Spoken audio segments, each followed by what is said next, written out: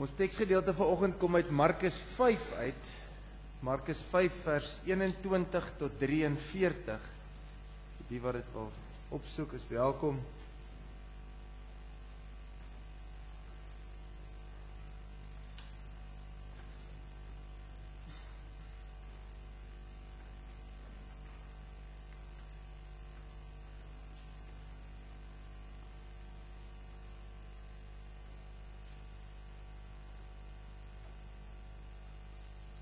Kom ons vra ook die Here om tydens die tyd wanneer ons die teks lees en daaroor praat, ook ons te seën met die teenwoordigheid van sy Gees.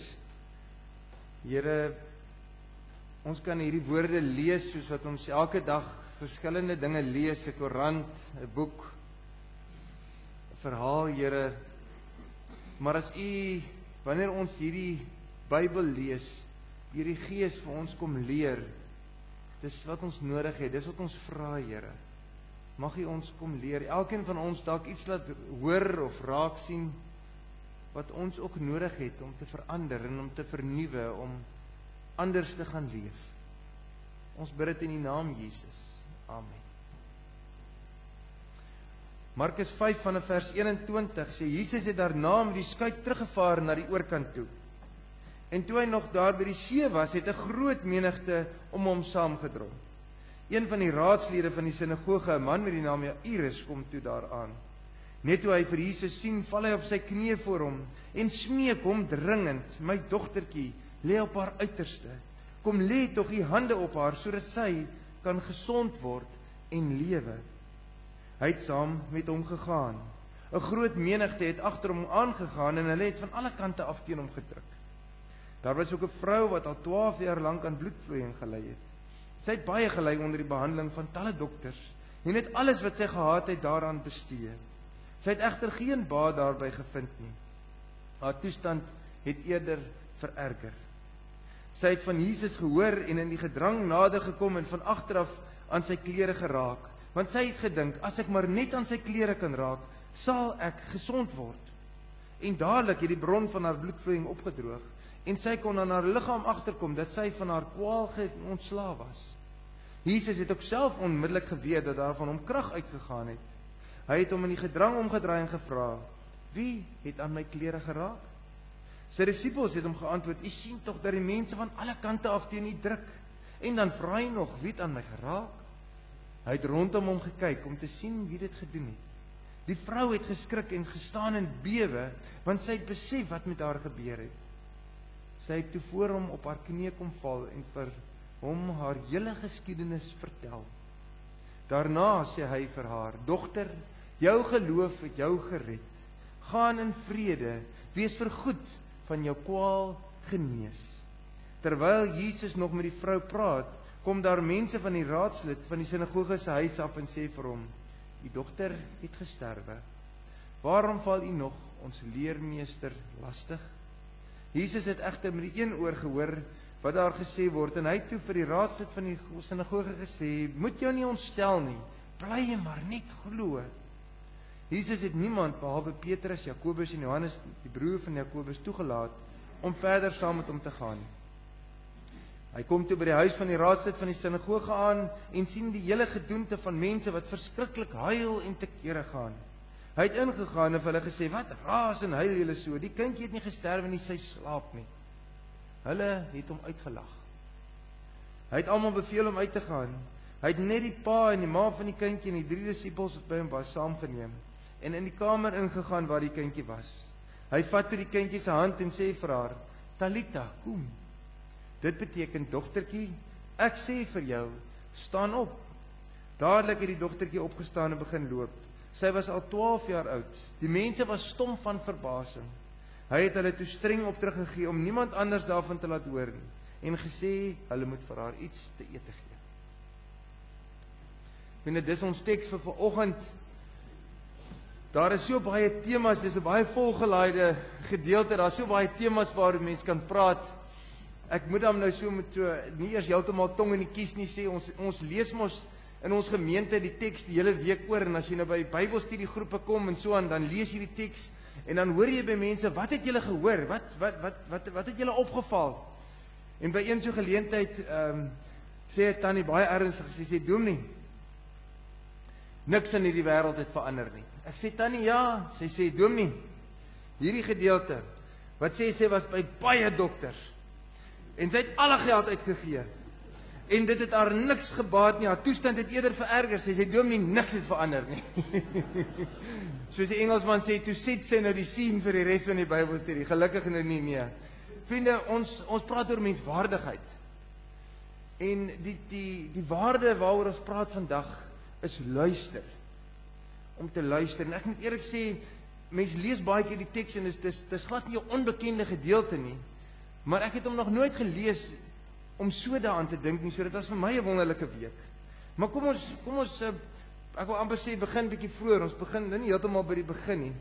Jesus se bediening was nou al in volle swang aan die gang. As ons maar net hier vat van die vorige hoofstuk af, van Markus 4 af, Jesus het gelykenisse vertel, hy het al mense genees, hy het al duiwels uitgedryf, en toe kom hy op jy onthou 'n paar kere terug het ons dit gelees, waar hy die storm stil maak.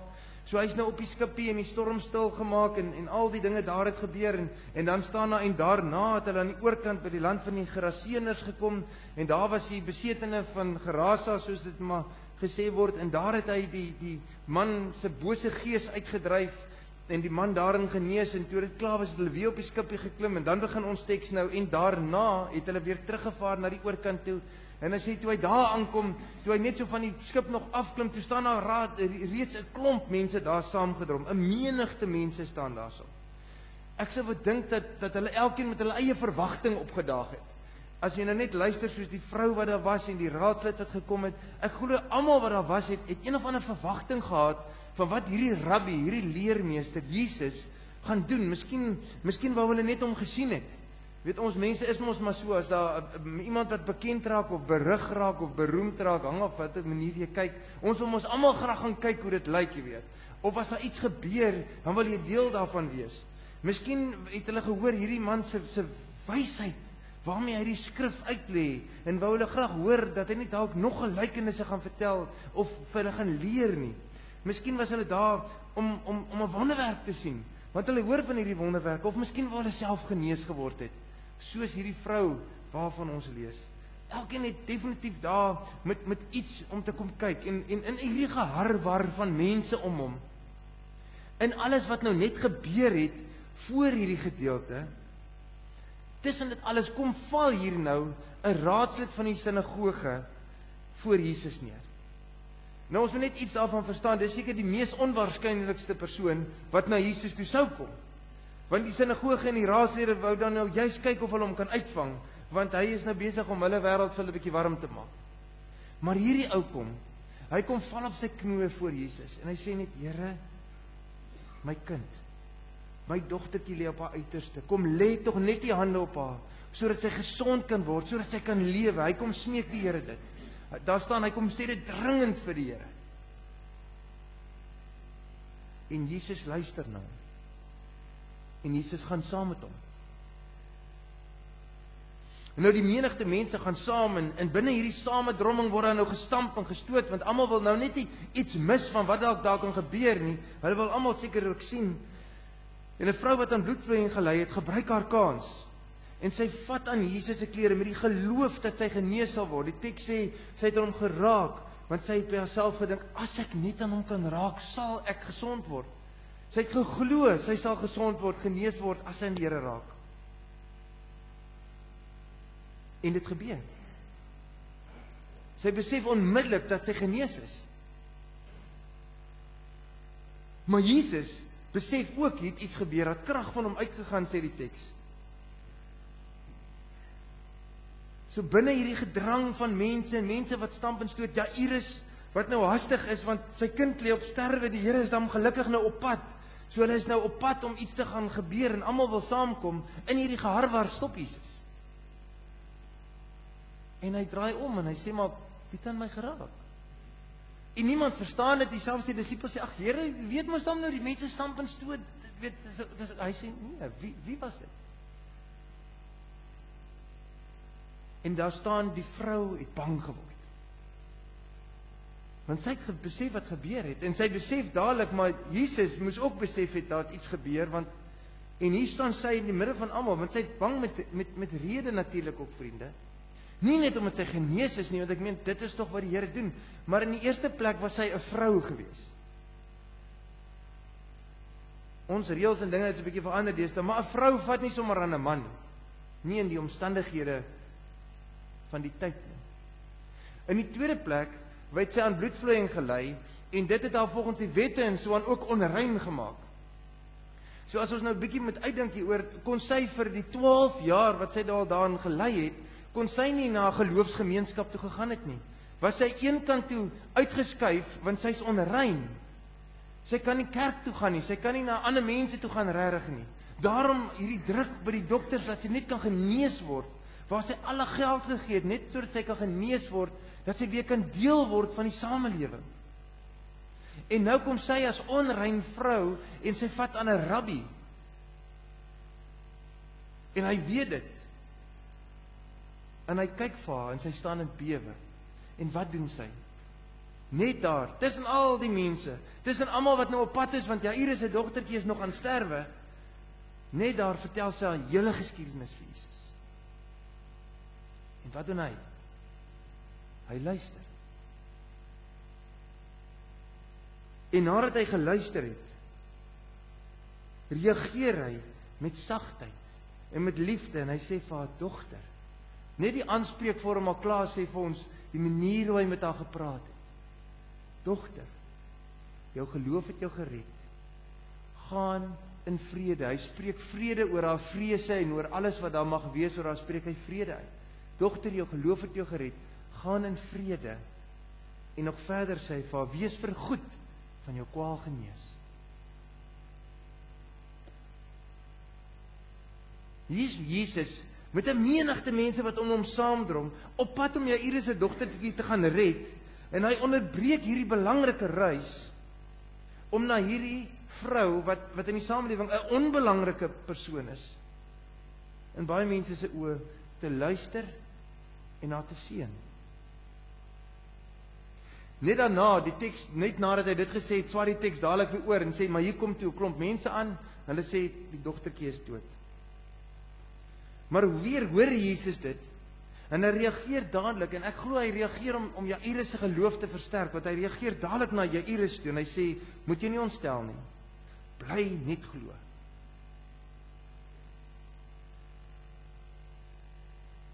Want Jesus het, omdat hy reeds aan die begin na Jairus geluister het, 'n gelowige man, maar nie iemand wat juis met Jesus in aanraking sou wees gewoonlik nie, het hy aan die begin reeds Jairus se geloof raak gesien en dit erken, want hy het geluister na wat Jairus vir hom gesê het. Jairus het sê, Here, as U kom, glo ek sal my kind genees word. Hy het die geloof raak gesien toe hy na hom geluister het, en nou versterk hy Jairus se geloof. Ek dink sommer net daar besluit hy toe sommer om van hierdie skare ontslae te raak, en net hy en van die disippels gaan saam. En toe hulle daar aankom by die huis, toe is daar weer 'n klomp mense wat saamdrom en huilend te kere gaan, en hy jaag hulle ook sommer weg, want hulle lag hom uit in elk geval, en net hy, die ouers gaan in die huis in, en daar sê hy vir die dogtertjie om op te staan en sy lewe. Nou vriende, wat het ons gehoor vanoggend? Want u het sekerlik baie dinge gehoor al in die teks. Ek het gehoor, toe ek hierdie teks deur die week lees, het ek regtig weer iets verstaan dat Jesus na mense luister.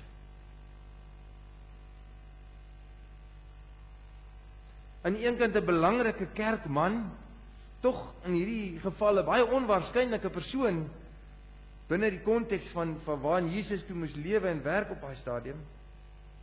En aan die ander kant, in baie mense se oë, 'n onbelangrike persoon, 'n vrou.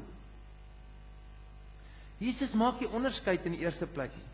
Hy maak nie onderskeid na wie hy sy aandag voorgee en luister nie. Die tweede ding is dat hy luister na mense te midde van 'n gejaagdheid en 'n geharrewar hier rondom hom. Kan hy fokus op 'n persoon en dat daai persoon luister.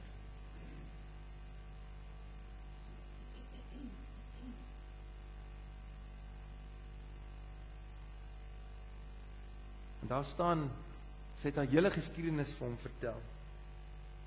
Ek moet net seker maak as julle wakker, so ek moet net gou sê, en julle weet hoe kan 'n vrou praat, né? Nou is julle wakker, okay, nou kan ons aangaan.